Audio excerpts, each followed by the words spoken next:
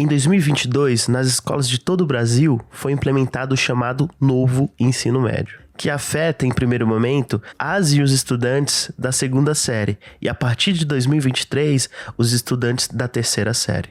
Na teoria, a proposta dos itinerários formativos possibilitaria aos estudantes escolherem uma área de conhecimento do seu interesse. Porém, a realidade e o dia a dia do chão de escola têm trazido algumas questões por parte de toda a comunidade escolar. A reforma caminha a passos diferentes em cada estado do país. Para a nossa conversa, convidamos um pesquisador, uma professora e estudantes de São Paulo. Como esse processo está acontecendo? Como educadores e jovens estão se sentindo com essa mudança? Será que as escolas têm a infraestrutura necessária para isso? Meu nome é Lelo, eu sou do Corre Coletivo e hoje falaremos sobre a reforma do ensino médio. Tudo isso a gente vai conversar aqui na série Jovens Lutas e Labutas, ligado ao projeto Tô no Rumo, uma iniciativa da Ação Educativa em parceria à Terra des Hommes, que se propõe a conversar e ouvir anseios, sonhos e demandas políticas para a juventude, seja na educação, na cultura ou no mundo do trabalho.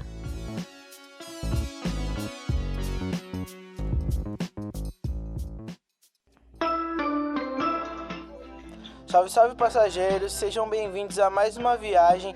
Se acomodem aí daquele jeitão, aumenta o volume que a gente já tá partindo. Aqui você vai encontrar de tudo: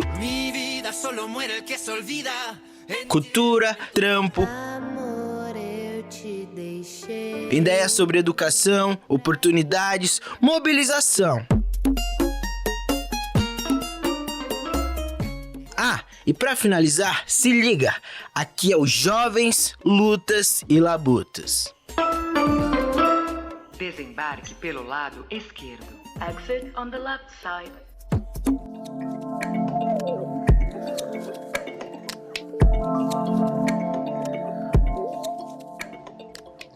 A reforma do ensino médio, quando foi proposta em 2016, via medida provisória 746 daquele ano, ela trouxe no seu cerne, no seu âmago, no seu coração, algumas propostas de reorganização do ponto de vista do currículo, do ponto de vista dos tempos da escola e também do ponto de vista da reorganização do trabalho do professor, do ensino médio, e o tema também de uma reorganização articulada com o ensino técnico profissional. Esse é o Felipe Alencar. Ele mora na cidade de São Paulo e é formado em Pedagogia pela Unifesp e é mestre em Educação pela Universidade de São Paulo. Ele também trabalha como pedagogo na Universidade Federal do ABC.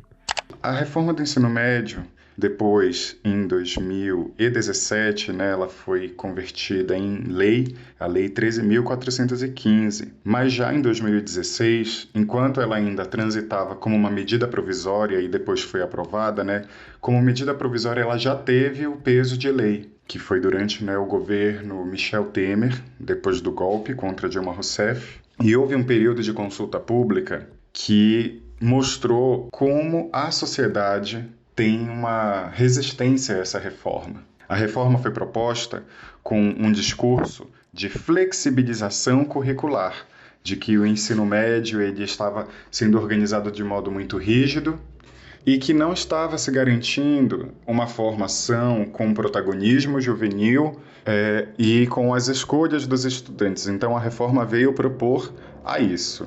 A escolha do estudante das disciplinas, visando a flexibilizar aqueles conteúdos que eram rígidos. Propôs também, então, inclusão de disciplinas, fatiando o conhecimento. O fatiamento do conhecimento foi feito assim. Dividiu uma parte do conhecimento como uma formação geral básica, baseada, sobretudo, na BNCC, a Base Nacional Comum Curricular. E a outra fatia do conhecimento foi atribuída aos itinerários formativos, que eles têm os caminhos definidos dentro dessa nova legislação da reforma do ensino médio. Linguagens e suas tecnologias, matemáticas e suas tecnologias, ciências e suas tecnologias, ciências humanas e suas tecnologias e uma coisa um pouco estranha, que é colocar também dentro do itinerário formativo a formação técnica e profissional como uma área do conhecimento e alterando, então, os artigos da Lei de Diretrizes e Bases da Educação Nacional, uma lei federal de 1996, que organiza a educação nacionalmente. E uma coisa estranha, como eu ia dizer, é que a educação profissional, na reforma do ensino médio, ela é colocada como uma área do conhecimento dos itinerários formativos. Mas não se mudou a outra coisa, que a educação profissional ela é uma modalidade de ensino. Então é uma coisa que ainda está coexistindo, que está estranha na própria legislação. Os jovens estão preparados para decidir a área de conhecimento que desejam estudar e atuar na primeira série do ensino médio? É sabido que grande parte das cidades do Brasil conta com apenas uma escola de ensino médio. E isso torna impossível o oferecimento de vários itinerários formativos, obrigando então os jovens a duas opções. Ou ele ou ela aceita que tem e que não é de seu interesse, ou a segunda opção é buscar uma vaga em outra cidade. Uma opção essa que a gente sabe que é muito distante da nossa realidade. Quem consegue se mudar de cidade simplesmente por buscar outra opção de itinerário formativo?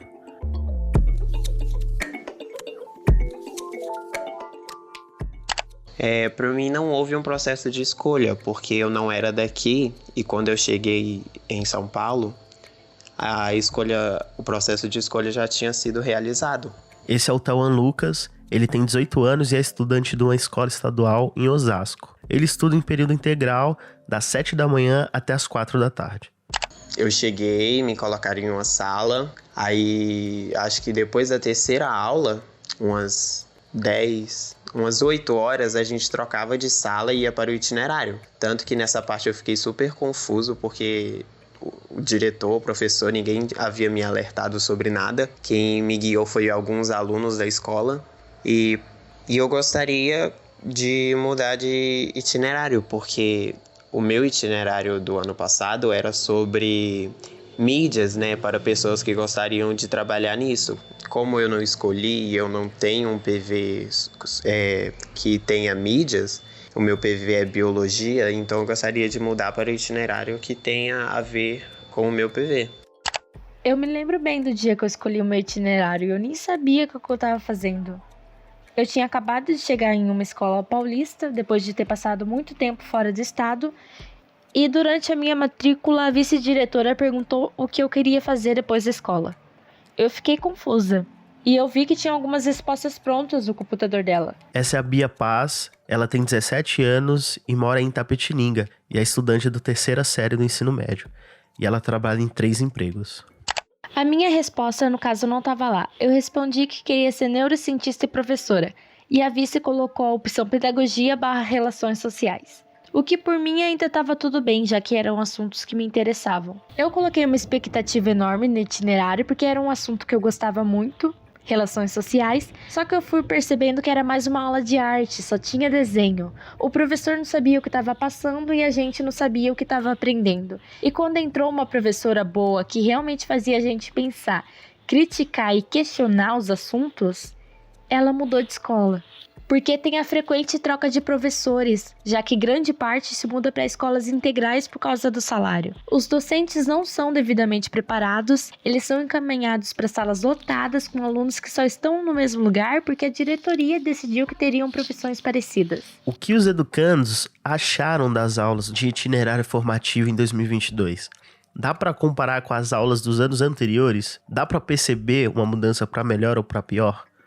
Foi bem confuso para mim, porque como eu não era daqui, na minha outra escola não tinha nada disso, foi algo novo para mim, né? Ficava bem perdido porque a direção da escola não me apresentou nada do que era o itinerário, ou como ele funcionaria, onde eu poderia achar ele, quais seriam as matérias, nada disso. Então eu fiquei bem perdido e quem me apresentou tudo isso foi alguns alunos da minha sala. E na hora da locomoção, que era a gente que tinha que trocar de sala da aula normal para o itinerário, era bem confuso. A gente ficava mais ou menos uns 5 minutos até encontrar a nossa sala, porque nem sempre ela ficava no mesmo lugar. Às vezes era no pátio de cima ou no de baixo. E o professor acabava que perdia esse tempo, né, da aula dele. E eu acho que houve muita mudança, assim, da aula anterior, da modelo de aula anterior para o itinerário, porque não eram professores adaptados para isso, então eles tiveram que se adaptar, né? Nem todos concordavam com o itinerário, nem os alunos concordavam, na verdade, houve bastante reclamação. E eu acho que as mudanças foram para pior, né? Porque os PVs não seguiam os itinerários, era algo muito confuso. É claro que alguns professores dão conta e conseguem lidar com isso de forma criativa e cativante. Eu tive professores assim no segundo ano inteiro e sou muito grata por esse privilégio, porque sei que ele é raro. Normalmente, os itinerários só são as mesmas matérias com os mesmos assuntos, só que com professores que não estão dando aula sobre a matéria deles. Será que os educandos acreditam que essas mudanças atendem o desejo dos jovens e das jovens do ensino médio, principalmente os de periferia? Será que sentem que tudo isso pode ajudar na faculdade ou no emprego? Eu acredito que não, porque no meu itinerário tinha muita gente, que não gostava dos itinerários e que não achava que as matérias não faziam muito sentido com o PV delas, tanto que tinha algumas pessoas que gostariam de trabalhar com programação e tinha outras que queriam trabalhar com artes. Também tinha gente que gostaria de trabalhar com design e as nossas matérias eram jornalismo, a gente também aprendia gráficos. Então não acredito que atenda os desejos dos jovens não, no caso dos alunos, né? E se ajudariam na formação acadêmica e profissional? Não tanto, porque a gente aprendia, né, a se desenvolver, a conversar em público e tal, mas a matéria mesmo sobre o nosso PV a gente não tinha. Até porque não era professores sobre aquela matéria que dava aula. Era professores que viam que talvez conseguiriam apresentar alguma coisa ou outra. Aí eles pegavam as matérias. A reforma do ensino médio nem de longe proporciona ao jovem o que ele precisa. Ela nos atrapalha, nos limita e coloca todos os nossos sonhos numa mesma caixinha. Nós somos complexos, diferentes e a gente merece uma educação melhor.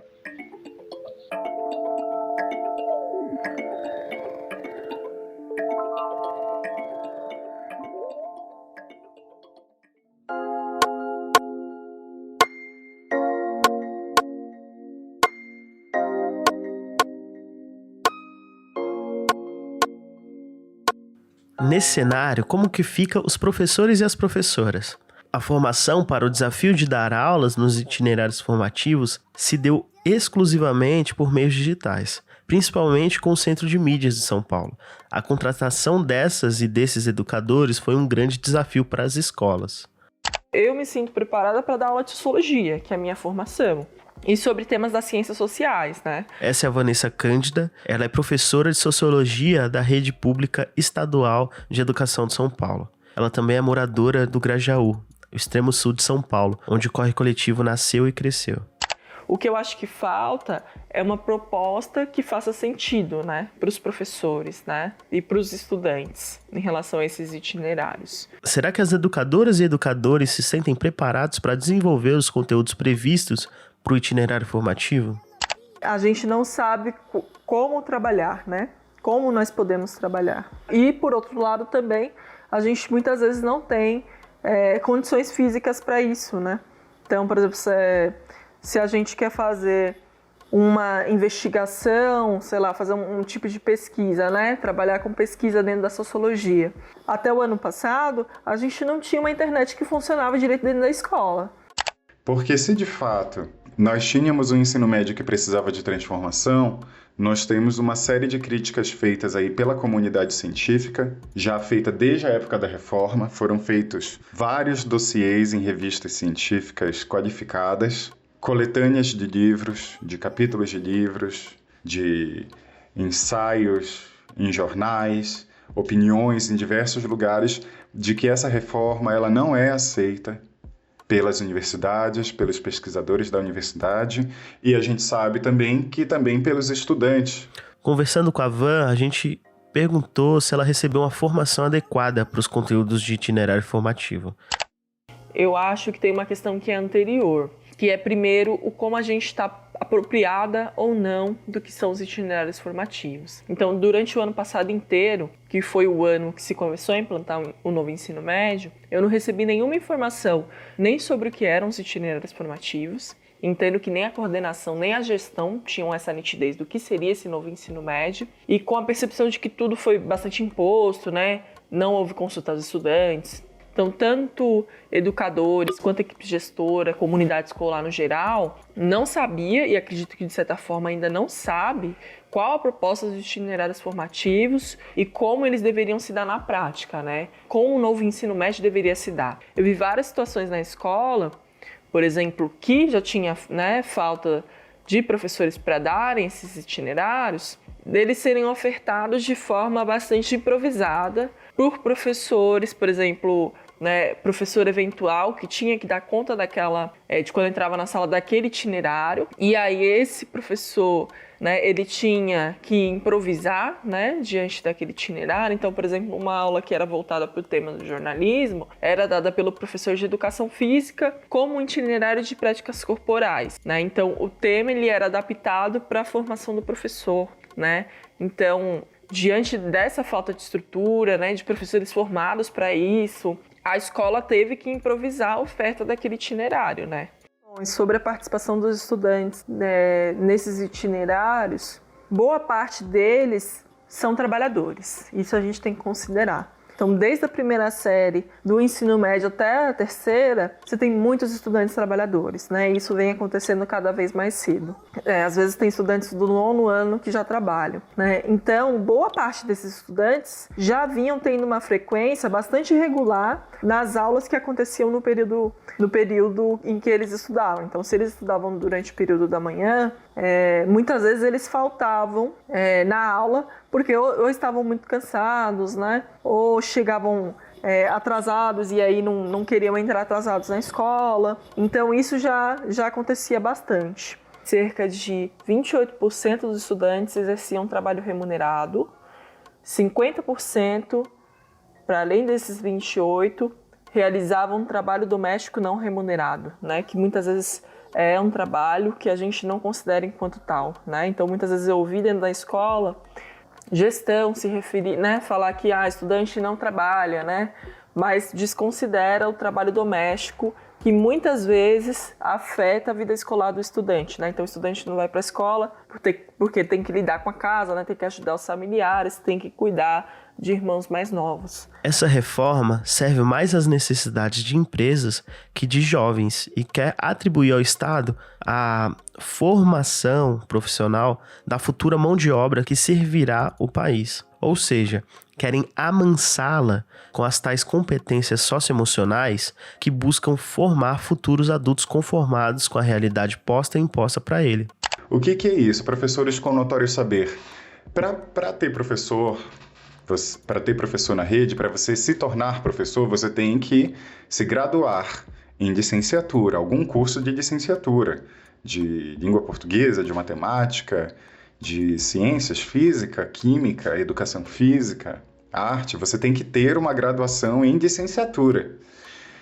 E a reforma tirou isso. A reforma tirou essa obrigatoriedade de professores com licenciatura. Você pode ter professores na área de formação técnica e profissional, dos itinerários formativos, um professor sem licenciatura, que é o que eles chamam de notório saber. Será mesmo que isso é um avanço? Será que isso traz qualidade para a educação?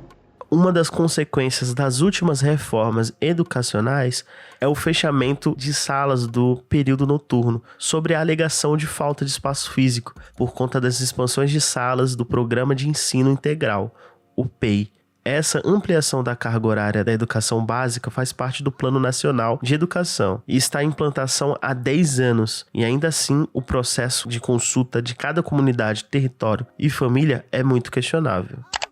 A reforma do ensino médio, a sua iniciativa ela é baseada na promoção do ensino integral, ou seja, né, é tratada aí essa inclusão dessas novas disciplinas no bojo do que seria essa formação integral do estudante, mas mesmo que tenha esse fatiamento do conhecimento, que a gente tem tido uma certa disputa no âmbito aí das pesquisas educacionais, de que na política educacional, na legislação, o ensino integral ele tem sido tratado simplesmente como o inverso do tempo parcial. Então, trata-se só de uma questão da duração do tempo que o estudante fica na escola, o tempo que o estudante permanece na escola. E isso está ainda um pouco confuso na legislação e também na própria reforma do ensino médio. Eles têm proposto muito mais a ampliação do tempo do estudante na escola do que, de fato, uma formação integral. Com essas mudanças do novo ensino médio, como ficam os vestibulares? Essa é uma incógnita. O governo alega que tudo será adequado a essa nova realidade, mas não há nenhuma certeza acerca disso. Veremos isso no Enem de 2023. A reforma ela tem no seu centro, com esse discurso que parece inovador, né? Que é de preparo para profissões do século XXI, novas profissões que não sabemos ainda quais são, que não existem, mas que vão existir. Ué, de onde que vem isso, né? São discursos da OCDE, são discursos que vêm do Banco Mundial, dos tecnocratas vinculados ao setor econômico da classe dominante capitalista, que já de olho na nova composição, né, de vários países que têm feito retrocessos, na verdade, no âmbito das relações sociais de emprego e de trabalho, que tem a ver com o desmonte dos direitos trabalhistas. A gente vê agora, exatamente nesse momento, manifestações multitudinárias na França contra a reforma trabalhista, que aqui no Brasil nós também tivemos. Infelizmente, não deu para reverter depois, quando veio a mão dura, né, nesse período muito repressivo que nós tivemos aqui no Brasil, que é uma questão que está ocorrendo em escala global, que é de destruição dos direitos trabalhistas conquistados com muita luta, após muita luta de vários trabalhadores. Então, essa reforma, ela ratifica uma trajetória, tanto educacional quanto profissional desses jovens, que é o preparo para uma trajetória subalterna da juventude. Para esses estudantes, eles não serem dirigentes, para eles não terem condições com uma formação humanista, uma formação científica, de densidade, para eles serem comandantes da sociedade. Uma sociedade que está em muita turbulência, que está necessitando de pessoas com muito boa formação, de pessoas para serem dirigentes. Então, essa reforma forma os estudantes para serem dirigidos, para eles serem mandados. E quando tem esse discurso do empreendedorismo, esse discurso das novas profissões, que nós achamos que é um grande problema, porque o que é o empreendedorismo? É exatamente a incerteza. Você deixa o estudante num presente que dura para sempre. Você fica preso sempre num eterno presente. E você tem que ficar utilizando diversas habilidades, saberes, manuais para se virar. É uma lógica da viração. Então, preparar o estudante para ele ser um vendedor de bolo de pote hoje, amanhã ele pode ter uma loja de capa de celular, depois de amanhã ele pode ser um entregador de aplicativos, depois ele pode ser um motorista de aplicativos, sempre numa incerteza. Então nós temos esse problema, sobretudo da trajetória profissional dos estudantes que está prevista no centro dessa reforma e que nós devemos criticá-la severamente e dialogar com os estudantes, dialogar com as comunidades. Assim como houve o manifesto dos pioneiros da educação nova em 1930, diante desse contexto de desmonte dos direitos trabalhistas, nós precisamos de um novo manifesto de educadores democráticos para esse período que estamos travando agora, que estamos atravessando agora, que precisa ser de uma educação autônoma, democrática e de algum modo também resistente a esses desmontes, né? O ensino médio que nós defendemos é um ensino médio integrado, um ensino médio que tenha associação de teoria e prática, que tenha valorização da carga horária das aulas, de conhecimentos científicos, humanísticos, não para preparar para provas, não para preparar só para o emprego, mas que possa também preparar o estudante para o mundo, para viver o mundo, porque a escola é o mundo, a educação é a vida. E que seja, então, uma associação entre teoria e prática que seja unificada, que seja unitária, que tenha no seu âmago também o debate político com o estudante, que o estudante ele saia do ensino médio com condições de debater sobre a política do país, de ser dirigente, de ser uma liderança comunitária, popular, e que possa transformar o futuro. Fica muito nítido em diversos estudos realizados, com destaque para a REPU, a Rede Escola Pública e Universidade, mas também por situações vividas nas escolas durante os últimos anos, que a reforma do ensino médio, da maneira como foi pensada e está sendo executada, não levou em conta o que os estudantes de fato desejam vivenciar durante essa etapa da formação básica, e nem considerou as dificuldades vivenciadas pelas estudantes durante a pandemia e depois dela.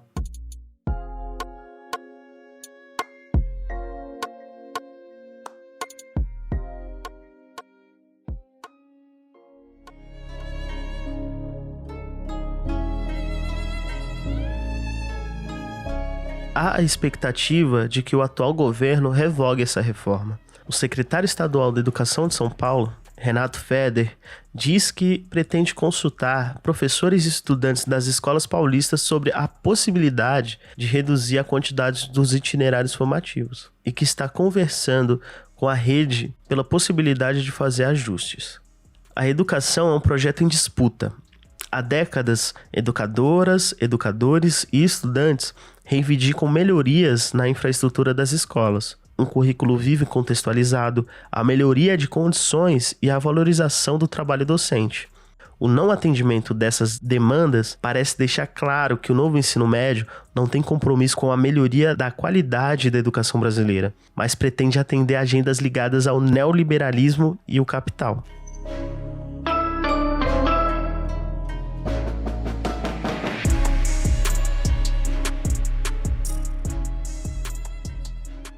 O BIA tem articulado em sua escola uma iniciativa que levanta o debate sobre participações comunitárias em relação ao PEI e foi apoiada em 2022 pelo edital público Em Luta, Estudantes por um Ensino Médio de Qualidade. Se quiser saber mais, o link sobre essa e outras iniciativas estão na descrição do podcast.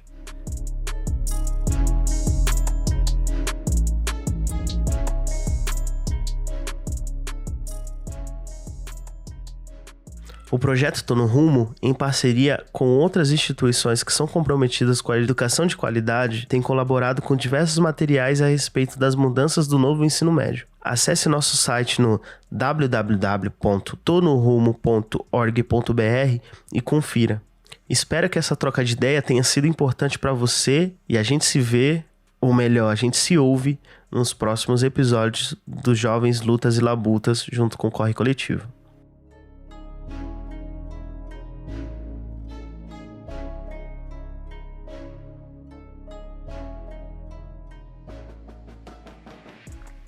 Esse episódio foi roteirizado por Denise de Oliveira, Letícia Terroel, com a participação especial de Bia Paz, Tauan Lucas, Felipe Alencar e Vanessa Cândida, editado por Júlio César, narrado por mim, Lelo, e esse podcast faz parte da Fita, um selo de podcast de periferia.